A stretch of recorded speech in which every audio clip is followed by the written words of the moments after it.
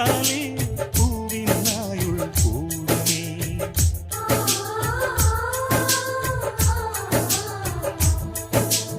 இரண்டு கண்கள் என்றாலும் பார்வை என்றும் ஒன்றுதான். உருவத்திலே தனித்தனிதான், உள்ளம் என்றும் ஒன்றுதான். ஒரு சேவதான் நடை காப்பது இந்த அதிசயம் பாருங்கள். கண்ணனை வாழ்த்துங்கள். கவரு